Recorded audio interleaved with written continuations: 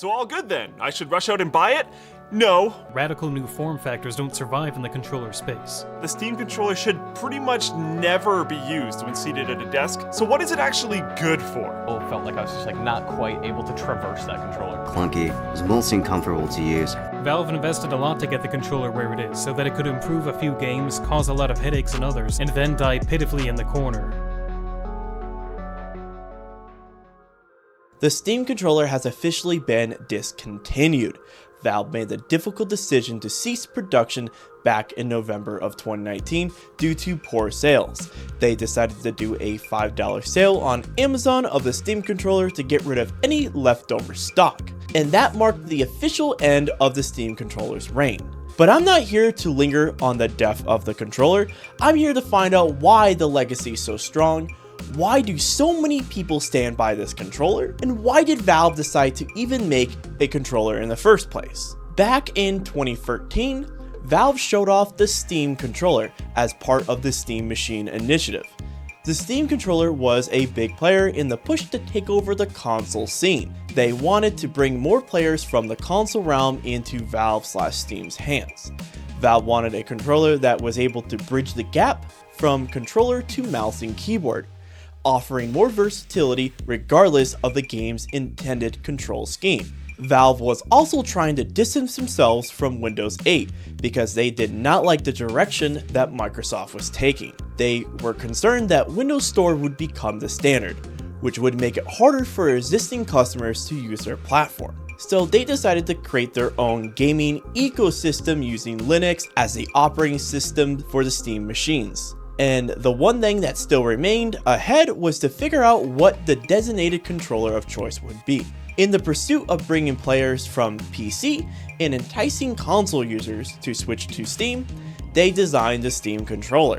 Before the public got their hands on the controller, Valve went through several designs, tests, and decisions. You'll be surprised to know that the controller didn't start off with the dual trackpads in the analog stick. The initial design incorporated motion control, but extended use proved tiresome and put strain on the wrists. Therefore, Valve transitioned to a trackball style controller, allowing for large movements in a confined space. However, this design required significant maintenance and cleaning to prevent the ball from sticking. Ultimately, Valve opted for two touchpads due to their low maintenance. To emulate the trackball sensation, they utilized tactile feedback from the vibration motors, resulting in a satisfying feel when you glide your thumb across the trackpad. Valve also reintroduced motion control from the earlier version and included an analog stick alongside the touchpads. Overall, this design was likely the best and has remained today. You can also see some of the remnants from the Steam controller in the Steam Deck that Valve is currently making today.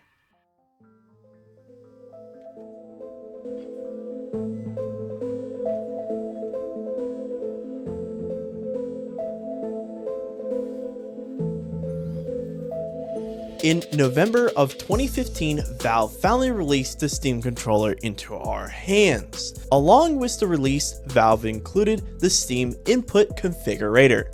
This allowed you to customize your inputs for the Steam controller. Basically, the Steam controller can utilize any sort of input, such as mouse movement on one of the trackpads or joystick. Then the input would translate into the game accordingly. For example, when you select the mouse input, it will behave more like a mouse inside the game, or you could select it to function as a joystick. Moreover, you can do this with any button on the Steam controller. You can remap anything, change the input to your liking. Additionally, motion control works in the same manner. You could be using your mouse input on the right trackpad while also utilizing motion control. But that feature right there is what caused a lot of headaches with the first experience. The whole point of using motion control and the trackpad as well was to have better accuracy overall. However, there were many games that didn't support it because why would you support multiple inputs at once?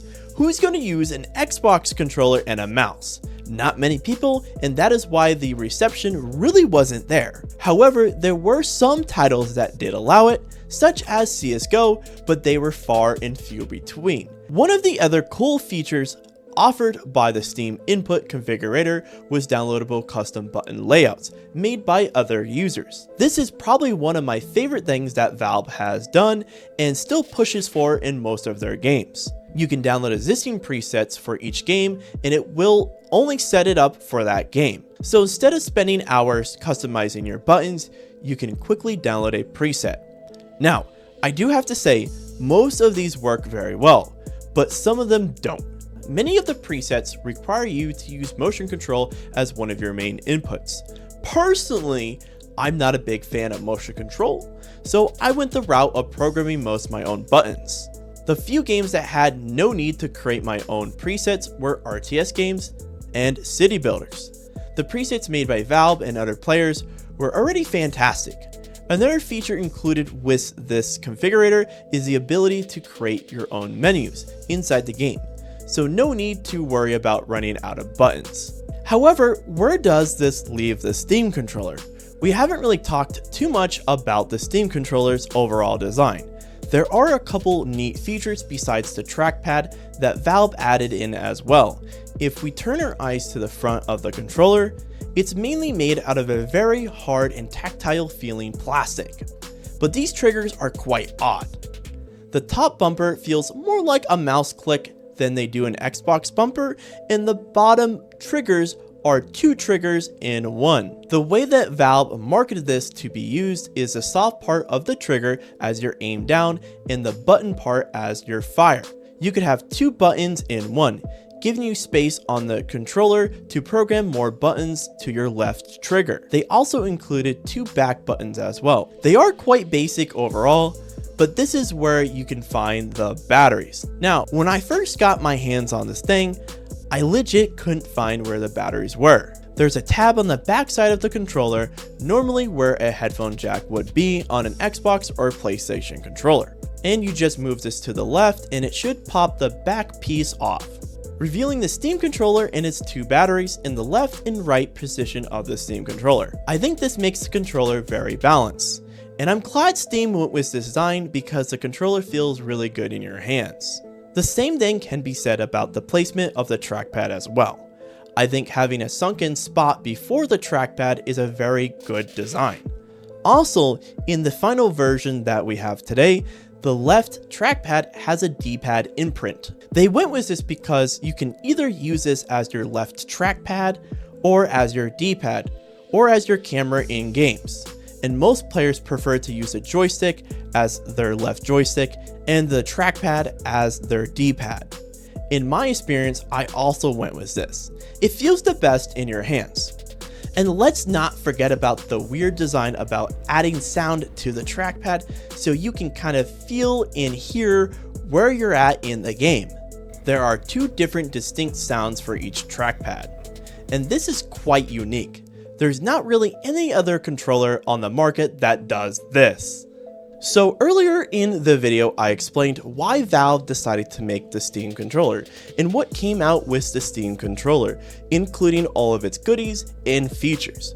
But where does it actually stand in 2024, and how does it perform while playing games? Well, this is kind of a hard question because you could either compare it to its counterparts such as an Xbox controller and a keyboard and mouse in a game like Aimlabs. Now, I did do that, and honestly it performs pretty poorly. Just using one input at a time, the key point of this controller is to be using multiple inputs, aka using motion control while using the touchpad.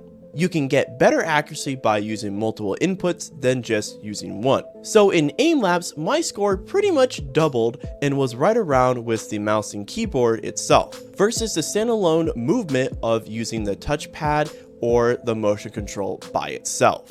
I was honestly kind of surprised of how good it was, and I was able to get a similar score as with mouse and keyboard.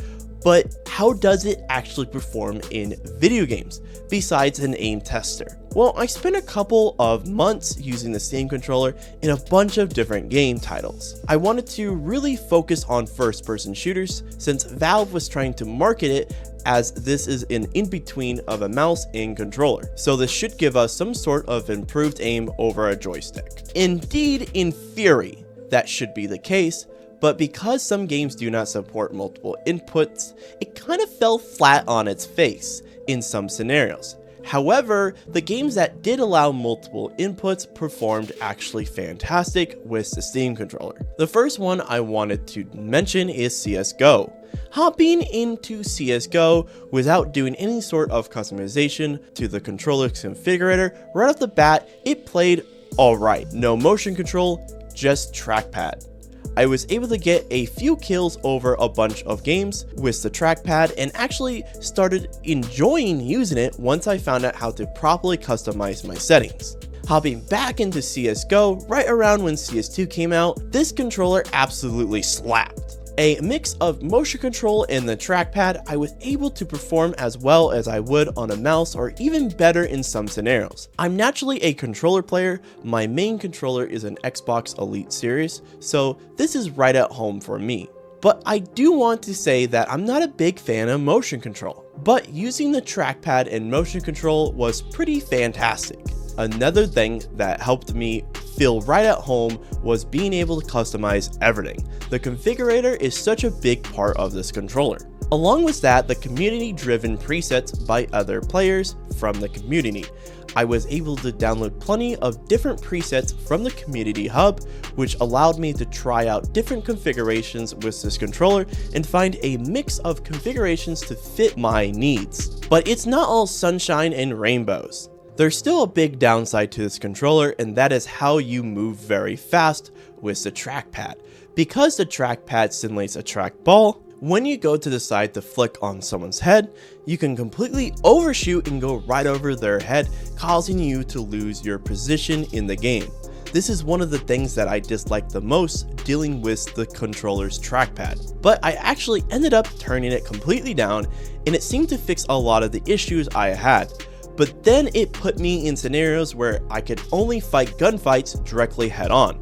Flicking was completely out of the question. However, everything else worked very well and I quite enjoyed using the Steam controller with CS2. Sticking with competitive shooters, let's move on to Halo Infinite. This is a game that's designed for controllers, so the Steam controller should feel right at home. It definitely does. Jumping right into the game without any sort of customization, the controller works very well. However, I did have to change a couple of settings.